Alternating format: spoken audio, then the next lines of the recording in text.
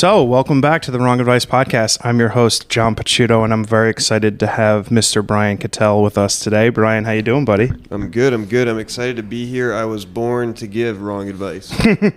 I like that. Can you give a quick introduction to the listeners? Yeah, my name is Brian Catelle. I'm a photographer. I've been doing photography for past 7 years. I mean, it really started in high school many years ago, but really trying to be an artist for the past 7-8 years. And kind of learning and developing my artistic style and feel and what I want to do in the photography space. A little bit of commercial stuff here and there, which I've waved off, and I've just kind of purely gone to art.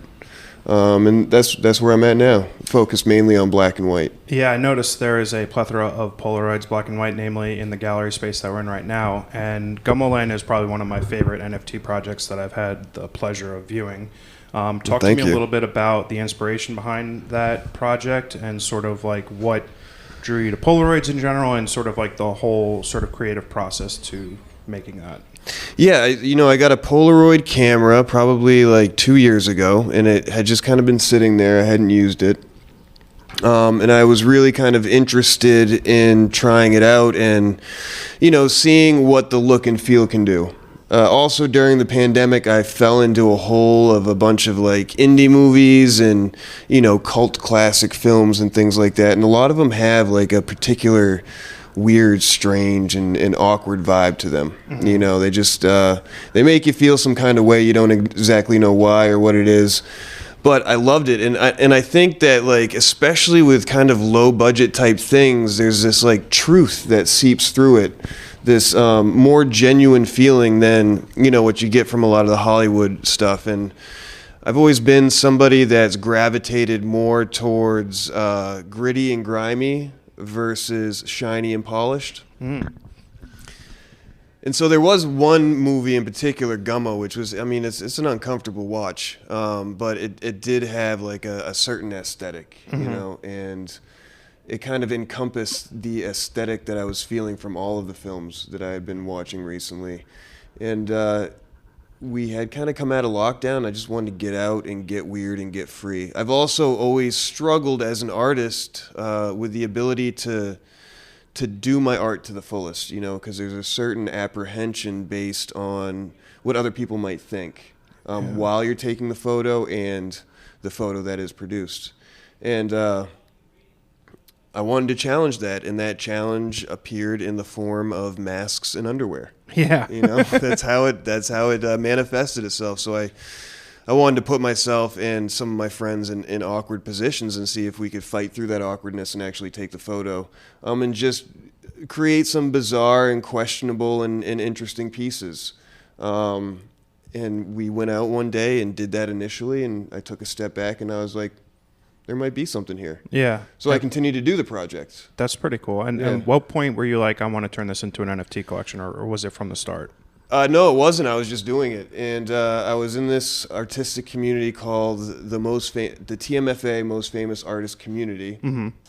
This guy, Matty Mo, had put it together. And he sat us down one day as a community. He's like, if you listen to anything that I've talked about all year, listen to this.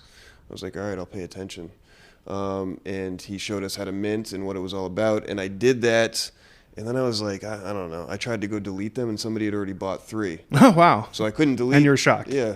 I was like, what? Somebody bought my JPEG? Like, I didn't understand. I just followed the motions, know?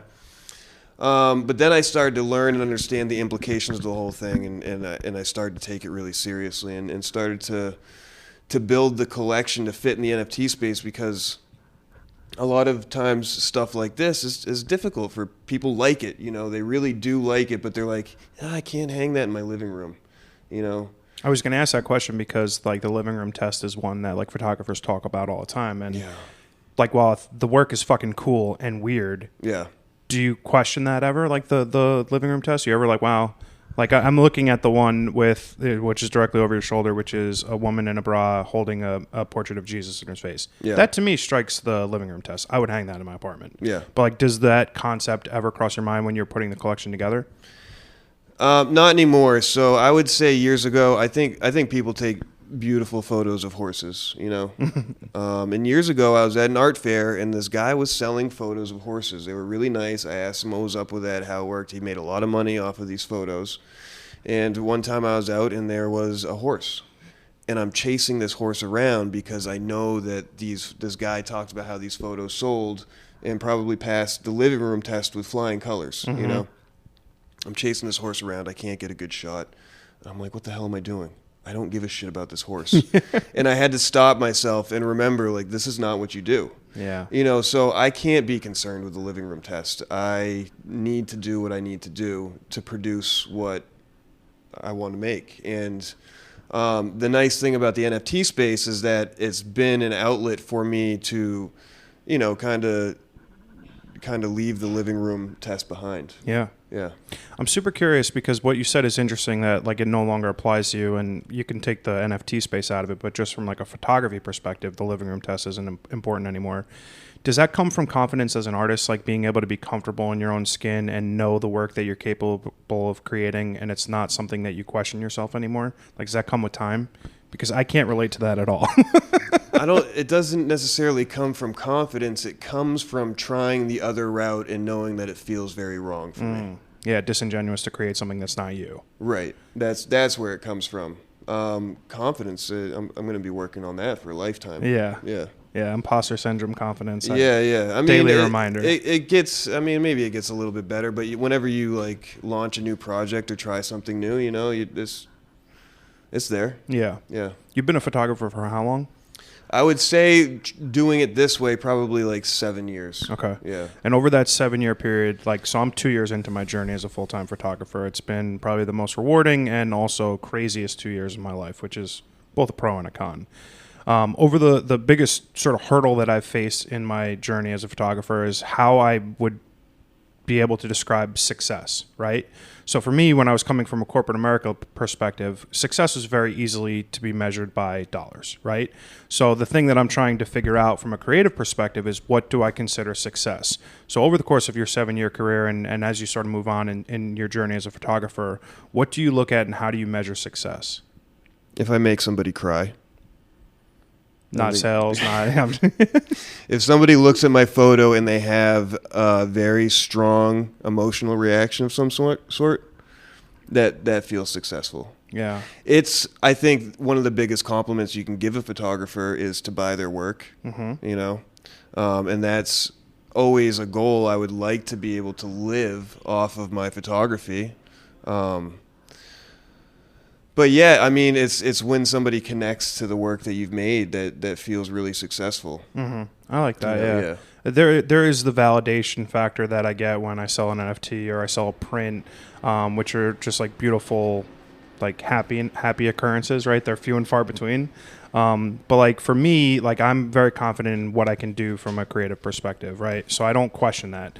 But like I do find that what we've been able to sort of uncover in this digital space is like a lot of people that have been inspirations to me. Like I've made in real life friends with huge inspirations of mine. I've, Tyler James, who was just here, Stefan Vanasco, who's been a huge inspiration to me. I'm super curious what type of inspiration you take from other people in the space and like what other photographers might inspire you. Photographers in the space specifically, or just both. in general? Yeah.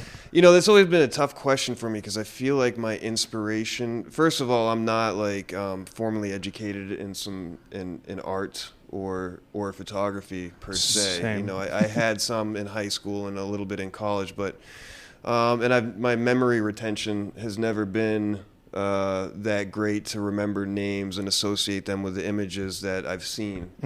But I have I've consumed a fair amount of photography books. I've consumed a fair amount of art, and I've consumed like a fair amount of films, and also music too. I was talking to somebody the other day that was here, and they were like talking about Rammstein.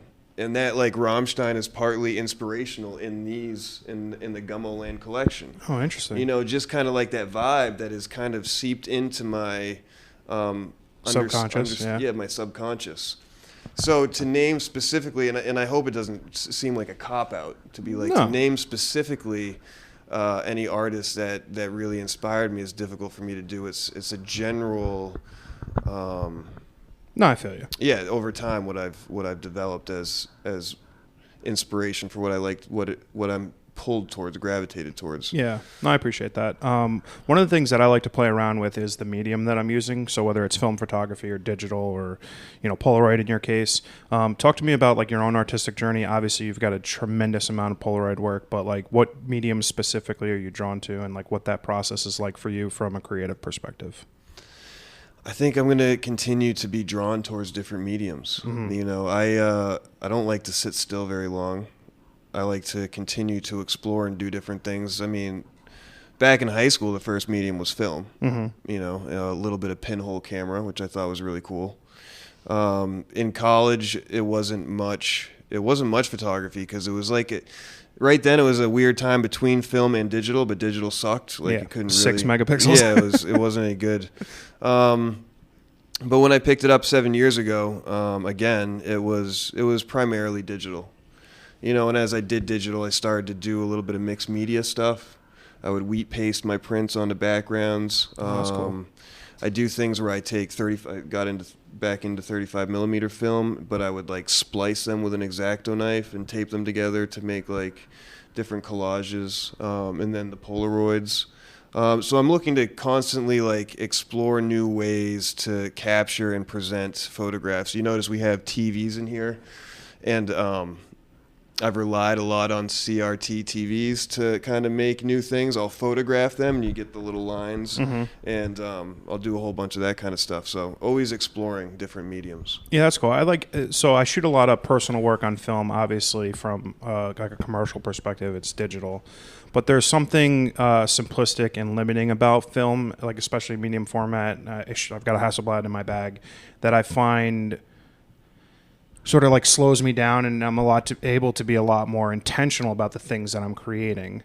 And I think intention is important because if you're just shooting for the sake of shooting, there's not going to be any rhyme or reason for what you're creating. Talk to me about when you're putting a collection together like Gummo Land and the intent behind it, and sort of like how that artistic process unfurls for you. I mean, this Polaroid series in specific, I've taken well over 1,000 Polaroids. Wow. I'm sorry for your bank account. Yeah, well, you get into it and you just can't stop, you know? And it's very experimental, and the process is a photo that makes me feel the way that I'm trying to have them make me feel. Mm-hmm. And I can have ideas that I go out to get specifically, and they don't work. Yeah. A lot of time and effort. You go out there, you set the thing up, you're like, this is going to be great. You take the photos, and you're like, I don't understand why it's not working. Yeah. It's just not working. I'm trying to learn how to call it earlier before I spend and waste too much time on that situation, but sometimes I'm just... Or packs of Polaroid. Yeah, but sometimes I'm like, it has to work. Yeah. There's got to be the angle. And then sometimes you nail it, and other times it's kind of like a little bit of luck of the draw where the two pieces just happen to be there at the right time, and you're like, this is going to work great. Yeah. There's a balance between pre-planning and freedom, mm-hmm. or maybe there isn't a balance, but like sometimes the pre-planning works great. Sometimes when I allow myself to be free of the pre-planning, I'm able to find something that I wouldn't have normally found. Can you talk to me about the collaboration process? Obviously, like a lot of your photos have models in them or friends, as you were saying. Yeah. Can you talk to me about how that process sort of unfurls? Because like for me, I find when I'm working with a model specifically, like that conversation and that sort of like evolving time period together is really informative about what I create. Mm-hmm. How is that for you? It's good. I in general, I'm able to cultivate, pretty strong relationships with a lot of people relatively quickly. Mm-hmm. I think I'm pretty easygoing and understanding and open-minded. So I try to get to know people as best I can, as quickly as I can. There's been I did this project Bear USA, which I've recently dropped. And those were nudes in abandoned buildings. And basically we communicated through Model Mayhem, met up and did the shoot within a half hour of meeting. So I have to get very comfortable very quick. I have to present myself and be somebody that makes them feel comfortable right off the bat. But many of them that I worked with then, we're still friends. The Gummo Land, for the most part, is a lot of my friends. Mm-hmm. And I think they started to see the work and they were like, hey, I want to do this. Or if I would ask them, hey, are you interested in getting weird with me. They're like, yeah, let's do it. And I noticed for especially my friend Sarah, she's in the Jesus one. She's in a number of them, actually. For her, it was equally as much of a growth process as it was for me. Because we have the pig mask one where we're in front of a gas station. Yeah. And it's a busy gas station. Like, people are going there to fill up gas on a regular day in South Florida. They don't expect this shit, Yeah, right. And we're half naked. Yeah, we're there doing our thing, and I'm uncomfortable and she's uncomfortable and we walk through it.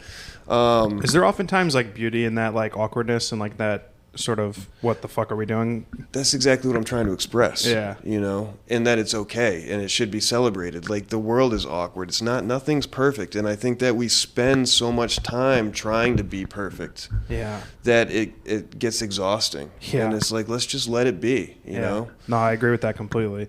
You were mentioning like how you fail sometimes, like if you went out for a specific sort of photo or like create a specific like story in mind. Mm-hmm. I don't do well with that. Like, if I'm in the process of trying to create with someone and I'm failing and I'm feeling it, like I get super in my head about it and I'm like, fuck, like I don't have the ability to sort of just like quit that like mental dialogue where I'm like, dude, you're blowing this. Talk to me about like how you sort of overcome that fear of failure or like that sort of mental process. I don't think I do. Yeah, I mean, in the moment, it can be frustrating, and it depends on who I'm with. If it's somebody that's taken a lot of time to come join me, and they're kind of doing it for free, and they're expecting a photo out of it, then it gets difficult. Mm-hmm. It's probably one of the main reasons why I don't do like commercial stuff. Well, one, because I'm not that interested in it. I think that would be the main reason. But the other reason is that I don't like that. I don't like the pressure. Yeah. I don't know how people do weddings. I've done a wedding or two. Yeah, no. And I can't handle it because I know these people have a very specific expectation. Totally. And like there's this one moment where you get an opportunity to capture what they're expecting. Yep. And either you did or you didn't. Mm-hmm. When I go out to do art for myself, if it doesn't work, then nobody needs to know. Unless it's somebody that like went out of their way to come and do it with you and you're like, yeah, you can have some prints, and they've spent like, time to get there and they're there doing the thing, and then you're like, I'm sorry, I'm not going to produce them. And they're like, why not? Yeah. And you have to convince them it's got nothing to do with you. Yeah. So I think that's probably the most uncomfortable situation. So there's, from what it sounds like, and I think I would agree, when you're creating art for art sense, it's sort of like a freeing sort of space to be creative. Yeah. Yeah, when there's no burden or pressure to perform for someone other than yourself.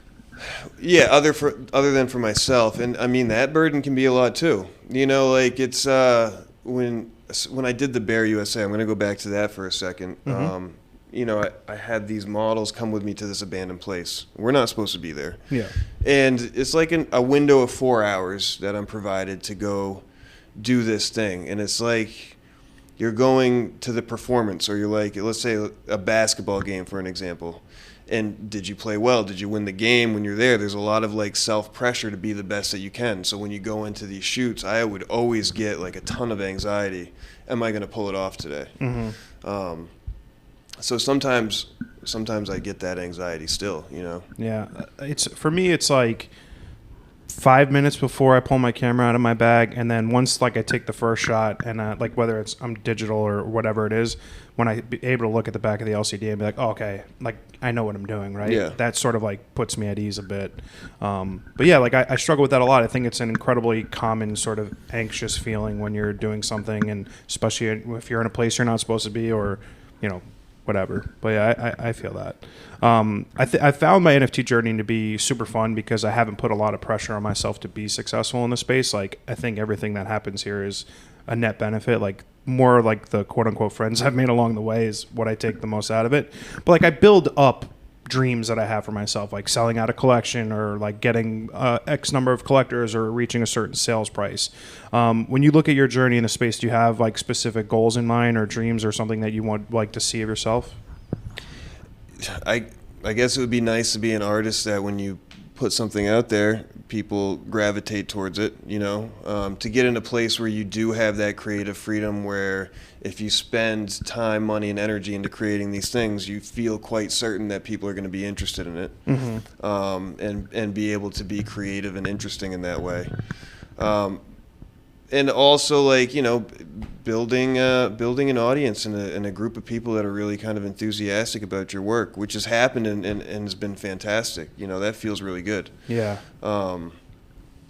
Not only is it validating, it gives you like the energy that I think validation can be important and serve a purpose in giving you more confidence in moving forward and continuing to create new stuff. So, and the community's been cool, man. Like, when I first got on, I was trying to play the game, and I thought it was like cheesy and kind of silly and like internet friends, and I'd never done anything like that before. But then you get talking, and you do kind of like start to build your community and people that you're drawn to, and explore the community as well, and gain new friends. And eventually I met a few people in person, which I thought was very out of character for me. Yeah. Like, and it worked out fantastic. I couldn't be happier. Like, I met some wonderful people. And then this whole NFT NYC experience, everybody's so damn nice. Like, I didn't know that people were really that nice, so it's been a pleasure. Yeah, it's sort of like the opposite of every in real life experience outside of art, right? Yeah, and so that's been very rewarding. Yeah. To have a concentrated collection of people that are like-minded and interested in doing the same thing and want to have discussions and conversations about those things. Yeah, I think that's the greatest net benefit of the NFT space is the community building. Like, there are people who will go out of their way to, engagement farm and all that dumb bullshit that doesn't matter. But there are people who genuinely are interested in having conversations with people like we're having today. I've had Brian on my podcast before, and like just having conversations about life and art. And every time you have those types of interactions, whether it's in a Twitter space, whether it's in via email or DMs or whatever, that's a net benefit for sure. Yeah. Yeah. At least I think so. Talk to me sort of about like your process, like from when you started, what made you get into photography in the beginning, and then sort of like how you've made it to New York today. Well, I loved photography from the beginning in high school. I remember like every waking second I had the study hall, like I'd eat my lunch fast. Even in between classes, I would pop in there and do something. And it just became like a regular thing where my other teachers knew and my photography teacher knew that like this is where I'm going. Mm-hmm. And I love that, but I drifted away from that once I entered college, started to try to go into advertising. That's kind of what I went to school for. New media, as they called it then, which was like Photoshop and InDesign and all that stuff. And then journalism with a concentration in advertising. Mm-hmm. But eventually I kind of like, I'll just be very honest about my story. I kind of lost track of everything because I ran into I was a pretty heavy drug addict, actually, an alcoholic. So everything kind of fell apart, and I lost all interest in everything. I mean, nothing really mattered, just everything kind of sucked. But eventually I made my way to recovery and found sobriety. And 4 years into that, my roommate had a camera. And he wasn't using it, and I was trying to I was starting a t-shirt company. And I was doing a lot of photography for the t-shirt company with this camera I'd commandeered. And all of a sudden, I kind of became disinterested in the t-shirts and more interested in the photos that I was taking for the t-shirts. And I had discovered that like I had met an old friend again. And I was like, oh, there you are. Yeah. So I'm trying like all these different creative things: advertising, t-shirt printing, graphic design, web design, animation. Like, I'm doing all these things, but none of them are really grabbing on. And then it was like when I got the camera, I was like, oh yeah, this was the thing. Yeah. This was the thing the whole damn time. Like, I'd been exploring all these other things. They weren't quite doing it for me. That's so weird. I have such a similar experience because like as a kid, so I didn't realize this. My parents sold their house about a year or two ago. And when we were like boxing up the stuff and putting it in storage and whatnot, I found like all these like point and shoot disposable photos that I took like 4th, 5th, 6th grade of like me and all my friends like doing dumb shit. And I said to my parents, I was like, I've been a photographer for almost 2 years now. No one ever was like, hey John, you used to like pictures when you were a kid? I was like, where was that? Like, helping hand along. And it's super funny how you lose something like that and then find your way back to it, because I did something similar in my early 20s. I was writing on the internet for like places like Elite Daily and like finding all these other, doing music, all these other creative outlooks. And then you eventually sort of find your way back to where you began. I think that's super funny that we have that in common. That's wild. Yeah. Yeah. Talk to me about getting sober. I know that's like, not easy for people. And I'm kind of wondering how sort of finding yourself opened you up to be able to sort of find your art. Yeah. Like it's tough to talk about addiction and sobriety to people that haven't experienced it, because it's you don't. It's not relatable. Yeah, to some degree, but I learned, like, getting sober seemed like such an impossible feat. Like, it wasn't a thing that was ever going to happen for me. Mm-hmm. I was just doomed to be this person that needed to do drugs and drink to feel comfortable in the world.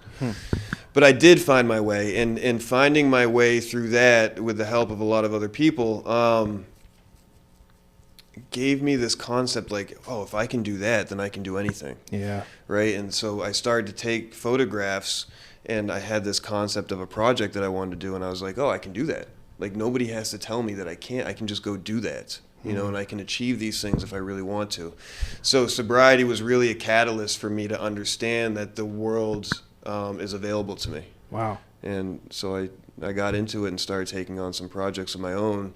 And the difference between, like, then and now is, like, you have a lot when you're drinking and using drugs. You have lots of great ideas. So many. I have notebooks full of, like, great ideas. You're using "great" in air quotes, right? Yeah, that never get completed. Yeah. Never. But now I have good ideas and I actually finish them. Oh. And that's.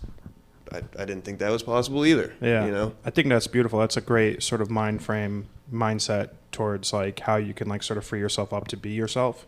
I've felt like totally someone outside myself for the entirety of my 20s. And one of the reoccurring things that I talk about in my podcast is, like, could 25-year-old John have instituted the things that 35-year-old John has learned?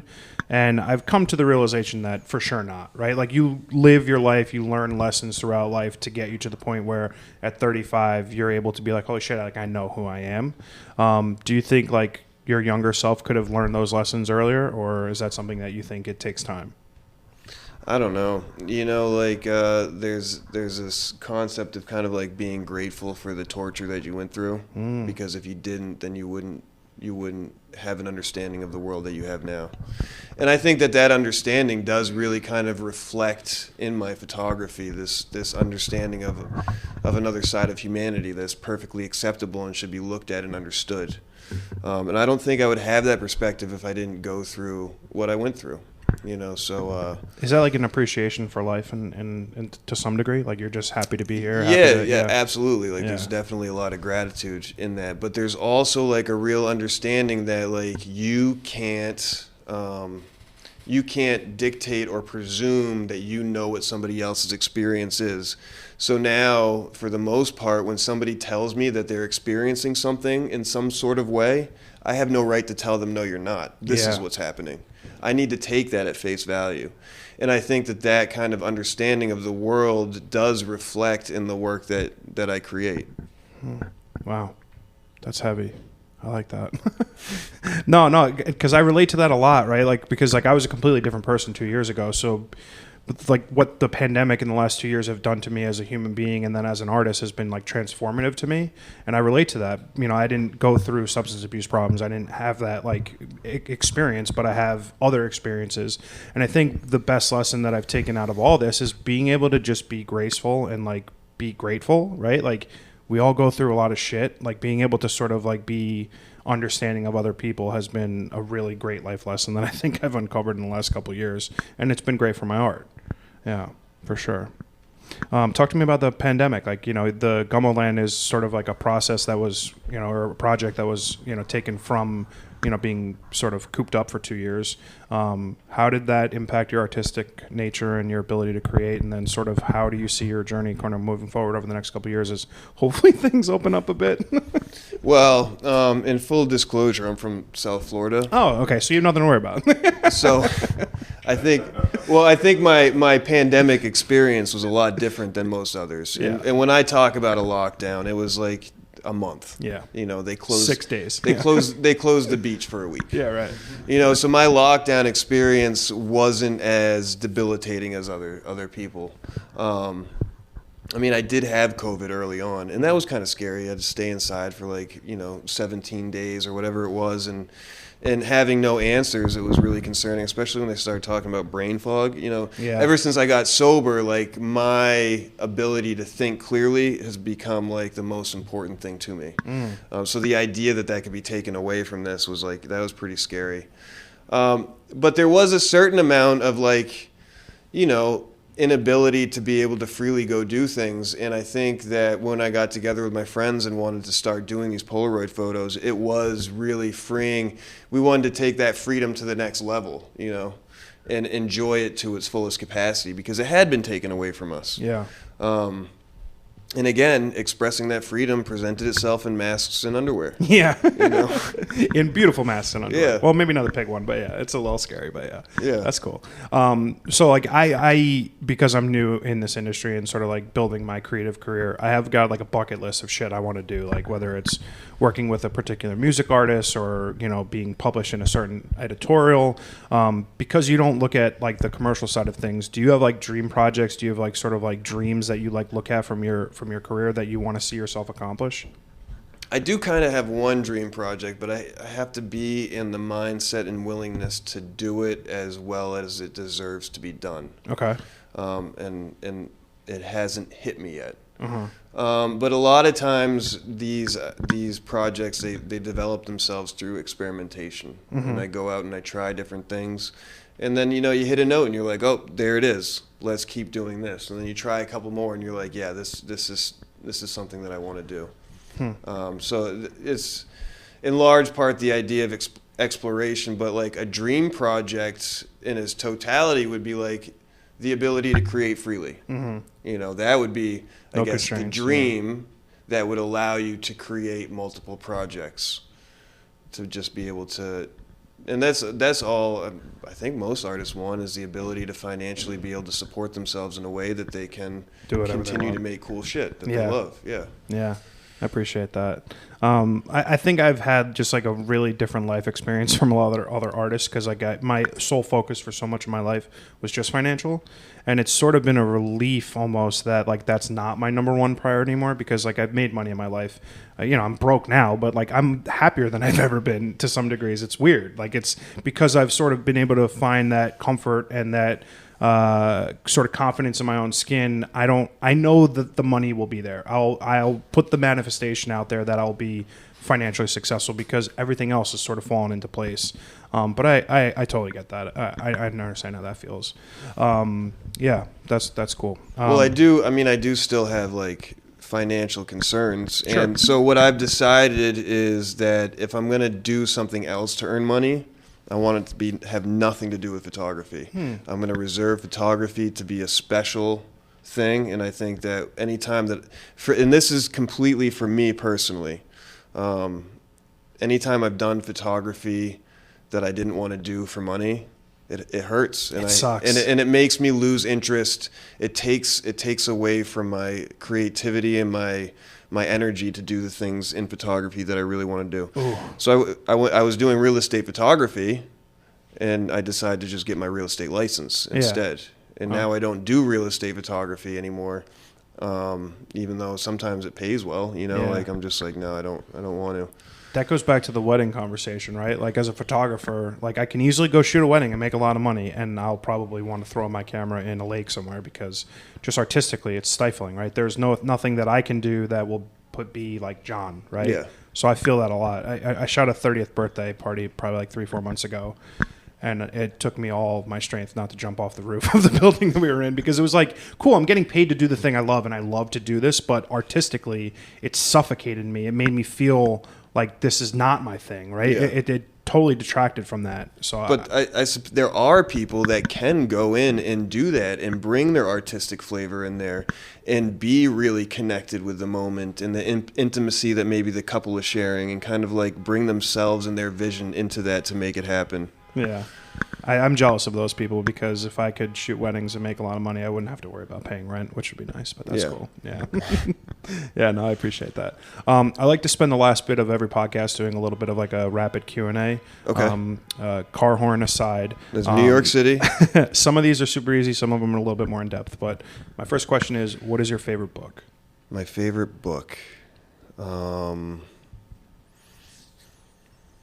books. I don't know. I think The Four Agreements was a really good one. Great book. Yeah. I think Bryony might have recommended that book. No, never mind. I take that back. She's shaking her head no. Obviously, podcasts and Twitter Spaces are a really good place for visual representations of what's going on in real life. I mean, it's if you can apply some of the things that are kind of taught in that, then they can be helpful in a certain way. But it doesn't need to be 100% rigid. But I think it's a good general framework. Oh, right. Untethered Soul. No one else heard that because you don't have a microphone, but Bryony said Untethered Soul. And I think Dr. Seuss has a story about the Sneetches. Oh, I thought you were going to say Green Eggs and Ham. No, the Sneetches. So there's Starbelly Sneetches and there's Sneetches with none. Mm-hmm. And it's a story about how they get all worked up about like, the Sneetches with none want a star, and then since they got stars, and the Starbelly ones didn't want the stars anymore, and then this guy made a machine that would like take them off and on for them, and he made a ton of money because they were crazy about being better than the other person. And I think the Sneetches is a really good life lesson. And I'm not familiar with that one, but no. But I'll put it on my list. I'm sure I could find it. Or it might be one of the Dr. Seuss ones that got thrown out during the great cancellation of 2020. What's your favorite movie?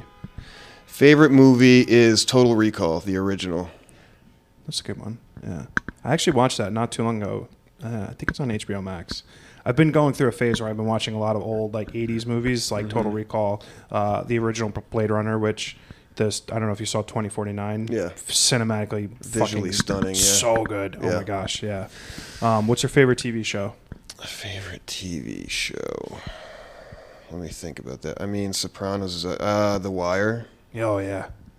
The Wire was good. It used to be a lot for those people who are Netflix babies. There used to be the thing where they would put one episode on a week, and Sunday night Wire and Sunday night Soprano was like must-watch TV for the vast majority of my 15 to 25. Yeah. Oh.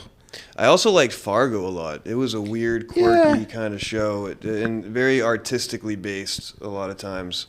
I like that show visually. I felt the storylines occasionally were like a little like confusing. Lazy. Yeah. No, I'm with you on that. What's your favorite food? Pork chop. And applesauce or no?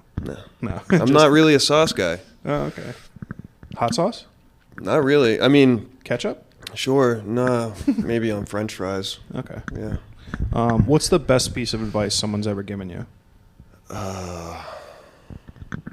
Man, that's supposed to be like a quick one. You're supposed to answer that. No, I said some are hard. You're supposed to answer that quickly. I don't know, man. I think the concept of fear being an illusion. And the idea that a lot of fears that we experience in life are just because we make the consequences up in our head, and we don't know what the future is. We don't know what's going to happen because so we create these roadblocks for ourselves and to try to walk through those fears. So that's not like a specific thing somebody said, but I would say that's something that always sticks with me. I like that. That goes with the best thing anyone ever told me is to not worry about the wreckage of the future, right? Like, whatever's going to happen is going to happen. You can keep yourself up at night worrying about what that may be. Mm-hmm. So, yeah, I appreciate that a lot. I like that. Do you believe in an afterlife? I believe that we don't know anything. I wouldn't argue with that. If you had to give like a maybe yes, maybe no? I can't, because, I mean, the universe might be infinite. There's some evidence that shows, and or theories that proclaim that the universe is infinite. And the thing about that is that infinity is incomprehensible for us. We really can't understand what that means. Yeah. But it implies that we just don't know, if you go smaller and smaller than a molecule, we're talking about like light waves that are doing things in different shapes, and that's like the building blocks of everything that we understand. So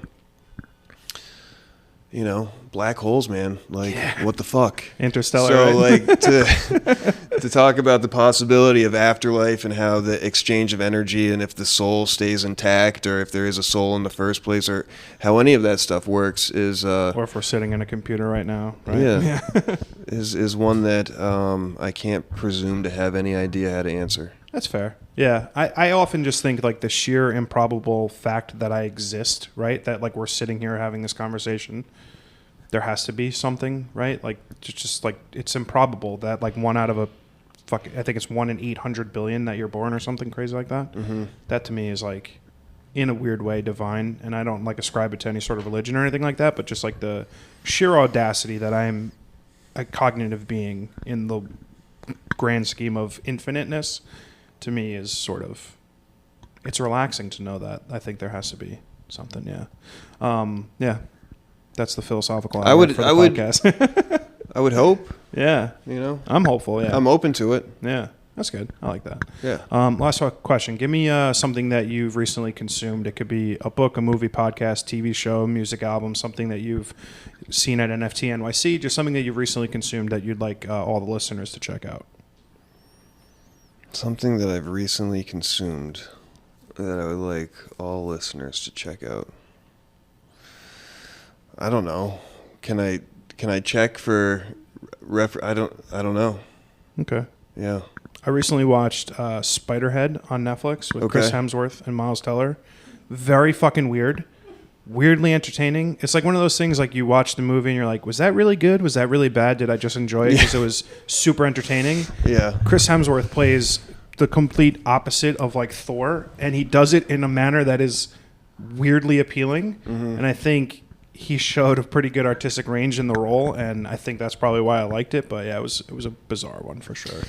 I think that so Ryan and I put together this show, and I've been so consumed and focused on putting this together that I've kind of like I haven't paid enough attention to a lot of the other things that I would have liked to. And that's what happens sometimes when you put a lot of energy into something. Sometimes you get some of the blinders on. But there's so much amazing stuff going on here that it's hard to just pick one thing that specifically I love or am attracted to and want to promote. Mm-hmm. Yeah, fair enough. Well, listen, Ryan, I'm incredibly appreciative. You know what? I am gonna say that Ryan has created. We did this show together, right? So, but I have been immersed in this piece, and she created this quilt that has hundreds of different quotes on it. Mm-hmm.